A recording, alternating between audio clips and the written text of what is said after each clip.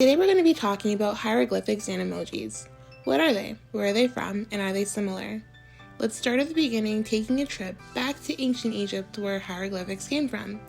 Hieroglyphs, which is Greek for sacred carvings, were used over 6 million years ago in ancient Egypt and are made up of two key components: phonetic glyphs that create sounds like letters, and ideograms, such as a picture of a cat meaning a cat instead of spelling it out phonetically. It was originally reserved for scribes because it was pretty complicated to understand. It could be read either left to right or right to left, and was written a mixture of both the ideograms and phonetic glyphs, often taking the reader a while to decipher. You may wonder how we know this today. Well, think Rosetta Stone. In 1799 in Rashid, also known as Rosette, a stone marked with hieroglyphs, Demotic and Greek scripts relaying the same message, gave researchers the ability to translate the hieroglyphs they found by comparing the languages they already understood to these glyphs. Let's hear what the experts at National Geographic have to say about hieroglyphs. The ancient Egyptians also created written languages to describe the world around them. The oldest and probably most well-known of these is hieroglyphic writing. This system was developed around 3150 BC during the Old Kingdom and has over 700 pictorial characters. It was used to inscribe monuments and pottery and predominantly served a decorative or ceremonial purpose. Soon after, another ancient form of writing, called hieratic, developed out of the hieroglyphic system. It was a form of cursive that was written in ink and served a more functional purpose.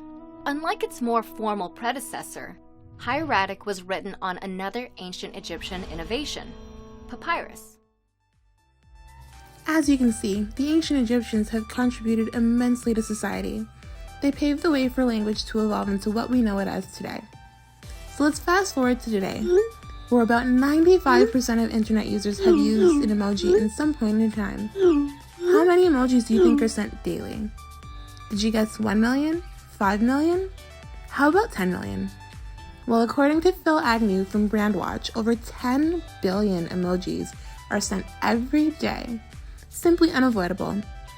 Emojis are kind of like a spin-off of emoticons, letters and punctuations that were put together to express emotions that are often lost in text. Emojis help us to speak to each other efficiently and more meaningfully by providing a catalog of images at your fingertips that can either be interpreted literally or figuratively based on their application. These cute icons are used to convey messages through media and can be considered a language of their own. From the Japanese origin e, meaning picture, mo, meaning write, and ji, meaning character, emojis started as 176 characters created in 1999 by Shigitaka Kurita of NTT Docomo in a 12 by 12 pixel grid. Kurita was inspired by manga, a style of Japanese illustration and pictograms found in everyday life.